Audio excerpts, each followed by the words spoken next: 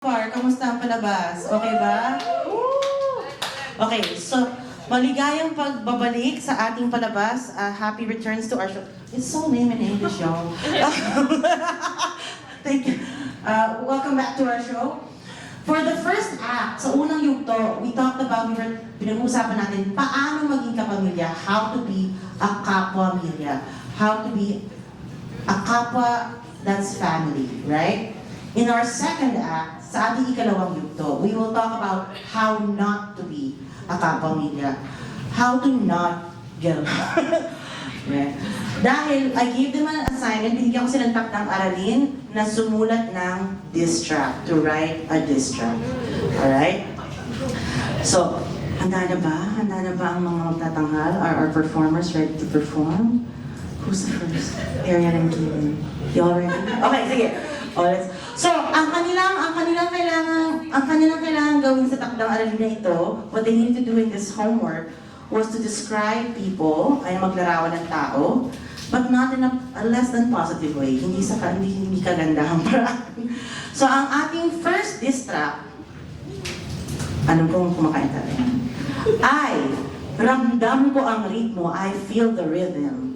Titik ni Arian, lyrics by Arian, featuring Kaylin. Okay? Bigyan natin sila ng masigabong palakpakan, y'all. Okay. Oh, come to the front, come to the front.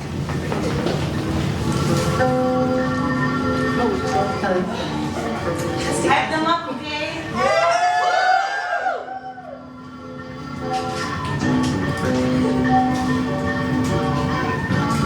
Bakit ang akala mo gabay? Pero sa akin, nagkinumat ka lang para sa akin natong magsalita. Magagang ng mga salita, pero walang nagawa.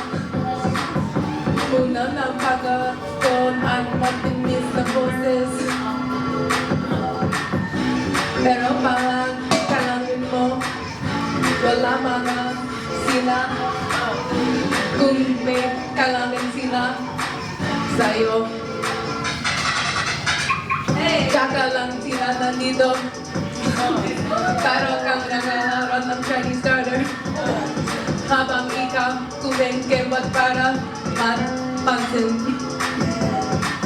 Pero ramdam ko ang ritmo, mag-iisa ka dyan. Hindi ko ginagawa yan. Kung mentor ka, dapat tapat ka. Kahit nagko-comment ka sa lahat ng IG, para kung ka maraming kaibigan ka. Kung kaibigan ka, dapat nandito ka para sa lahat. Alam ng mga totoong tao na kakaiba ka, tigilin mo na ang mga comments para sa akin. Hindi ko ikatutuba ang laro mo. Ayaw kong isipin ng kahit sino na malapit tayo. Habang ikaw kumikimot para sa pansin, pero ramdam ko ang ritmo. Mag-isa ka dyan, hindi ko ginagawa yan. Nasalanta ako kasi akala ko totoo ka. Ikinagagalit kong nakilala kita. Pagsabi sa akin hindi makikita ako. Pagsabi sa akin hindi makikita ako. Okay, that's where the chat ends.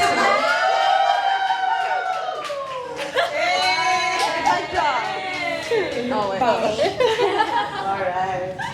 At yun po, ang tambalan, the duo, Kaylin at Arian. Sabihin natin, ano yung tagline nila? Ano, pakibalik daw sa titik? Mag-isa ka dyan? Mag-isa ka dyan. Ikaw ginagawa yan. So whenever somebody's trying to implicate you into something, kapag dinadamay nila sa isang bagay, you tell them, you're alone in this. Mag-isa ka dyan. Mag-isa ka dyan. Y'all so weak. Mag-isa ka dyan. Mag-isa ka dyan. I don't do that. Ikaw ginagawa yan. Ikaw ginagawa yan. Okay? So there are ways to refuse in Filipino. Ang ating susunod na diss track, right? Our next diss track is not only a diss track, ay hindi lang ang diss track. It is a diss track and an open letter to the government. Ito ay diss track at liham para sa pamahalaan. Titik ni Isa, written by Isa, featuring tampok si Imani at Joaquin. Featuring Imani at Joaquin sa pagbabasa. Ito ang diss track 2 at liham para sa pamahalaan. Bigyan natin ng masigabang palakpakan. Oo, come to the front. Okay. And wait. Hi guys. Hi. Hey, let's go.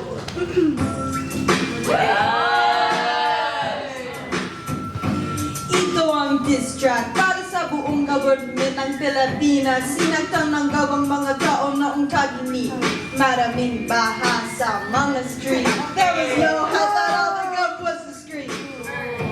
Pero halata ang kasamaan ng pamahalaan. Ninakaw nila pero sa kami ko desang. Masipag ang mga tao, their dough was fed. Sinaktan ng gawang mga tao, here's how it went. Ubod ng suliranin ay kasamaan. Ninakaw nilang pera sa gamit ko desang.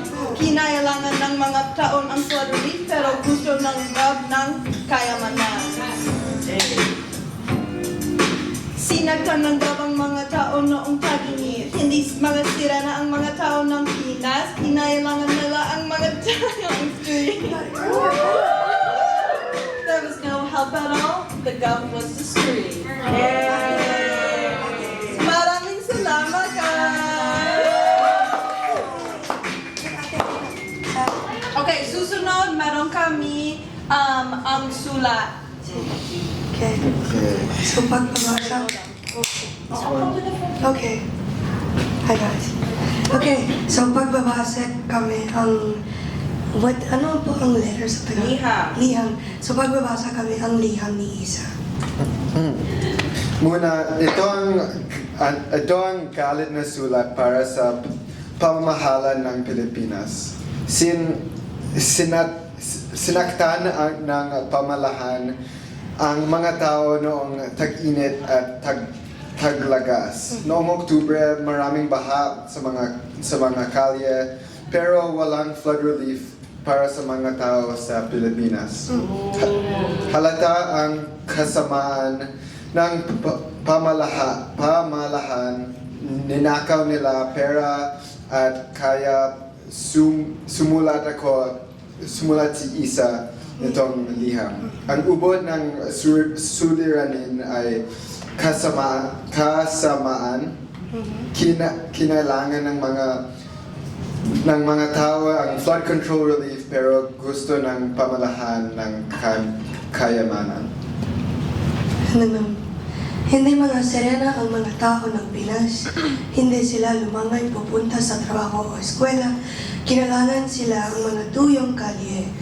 Hindi ang pamahalaan tumulong ng bayas ng Pinas, pero ninakaw nilang pera kasi may kasakiman sila. Nagtatanong ako, napahiya ang mga tao ng pamahalaan kasi ninakaw sila mula sa bayan nila. Hindi ko alam ang totoo.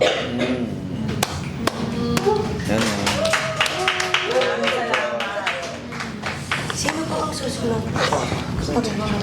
Sorry, spaghetti ba sa mukha ko? Maraming salamat sa diss track na yon, Isa, Joaquin, at Imani. So to give context, Isa was criticizing the flood relief control corruption scandal that happened last spring, all of last year. Tama ba? All of last year. Ayun. Sige. Ngayon, mula sa isang mentor na hindi okay, from a mentor that's not that good, or pamahalaan na hindi okay, government that's not that good.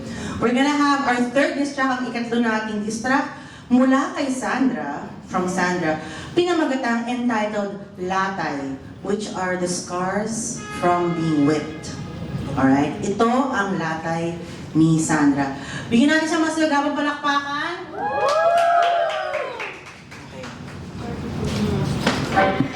Pasensya na wala kang red.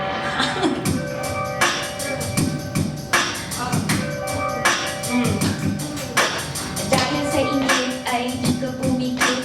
Sa minahan ay libing ang iyong panaginip. Ang panulumo ay galing sa iyong kulang. Lubhang kinain ng dilim ang iyong mga kislap.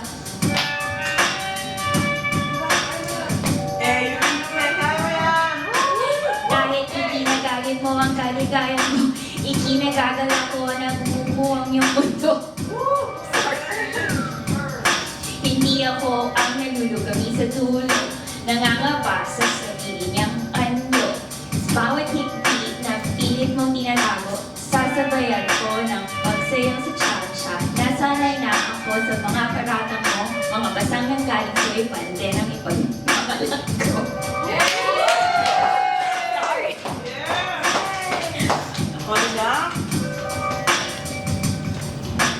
Bigyan natin ng isa pang malaking woo si Sandra! Okay, balik yung titik, kapatid. So I'm gonna just lay some bars on you, what Sandra said, no? Last part. Ayan. Sige, down. Ayan.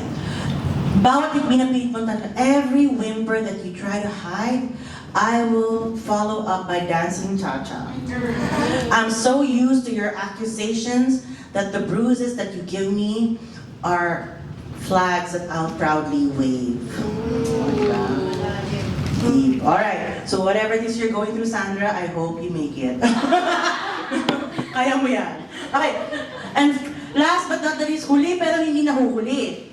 Ang ating ika-4 na distract, a perfect example of how not to be a kapamilya. Salamin ng katotohanan or Mirror of Truth by Bea Bongo.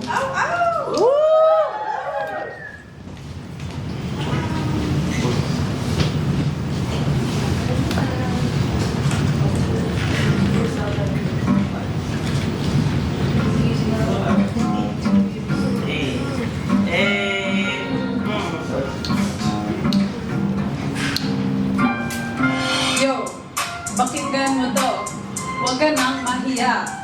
Ako na magsabi, ikaw, di makapagsalita. Naglalakad ka lang, walang direction, habang ako'y naglalaro. Sa beat, full domination. Sa anyo mo na forma, kulang ka, tindig. Pilit ang ngiti, pero kabang umiikit. Kumikabot ka ba? Akala mo astig? Lahat ng galaw mo'y mukhang pilit na. Natutuwa ka na ba sa konting papansin? Eh ako, sinisisid ang lalim, ikaw ibabaw, panit. Sa ugali mong puno ng yabang na manipis. Kapag kilani, agad umaatras, walang tapang sa dibdib. Nagbibinata ka na, pero isip mo paurong. Gusto mong makita, taas ko, di mo yan maaabot, bro. Pinakalawin ko na habang ako ay fresh flow. Ikaw sa kahapon, walang love. Sa kalooban mo, takot na. Mabunyag ang tunay. Nahihiya ka ba? Di mo masabi, tunay. Takot tumumba. Kasi alam mong ikaw ay sablay. Lumipas sa panahon mo, hindi mo lang matanggap. Habang ako'y patuloy, ikaw, iniwanan ng rap. Ako ay kasama ng loob. Ang yabang mong hungkan. At naiinis ang pagtingin mong mapagmataas.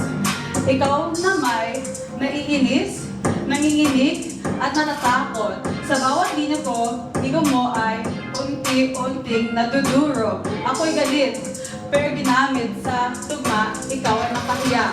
Sa sarili mong gawa, magsalita ka kaya. Pero alam kong hindi, dahil bawat linya ko diretso. Walang peke o mali, kaya umupo ka muna at makinig. At matuto sa laban na to. Malinaw ang panalo. Yay! Points to us. Salamat po. Let's all read the last line together that was not included in this beat. Patingin daw. Yo. How do you like the spaghetti ni? Kumain na kayo na magkikaya sa spaghetti. Okay. Saan tayo nahulog? Sa baba. Yung last time. Ito? Ayan po. The one is the last stanza. Oh my God. Everyone. Sabay-sabay. Sa dulo ng laban, At the end of the fight, ang nais ko'y magbabago. what I want is for you to change. Iwan ang laban, Leave behind the arrogance hanapin ang tunay na halaga. and find of value. Face yourself. Don't be obsessed with just showing up for others. So that in the next time you fight, you won't be defeated. At iyon ang salamin ng katotohanan ni Bea Bongko. Woo! And finally, for our last act, ang huling yugto, pagtatapos at paalala, farewell and reminders. So, the reason we're doing this, ang dahilan na ginagawa natin to, is because Augusto Boal, a Brazilian theater maker, once said, ang teatro ay pag-iensayo sa pagbabago, or theater is a rehearsal for revolution. So if you want to try to do something in your life, why don't you role play it first, di ba? Next. And other than this Brazilian quote, Florante, a Filipino songwriter, said, ang hindi marunong magmahal ng sariling wika ay higit pa ang amoy sa mabahong isda. Those who cannot love their own language stank like a fish. You smell worse than a smelly fish. Okay? And with that, the Kapamilya class, dahil dyan, nais ipaalala ng Kapamilya class, the Kapamilya class wishes to remind you,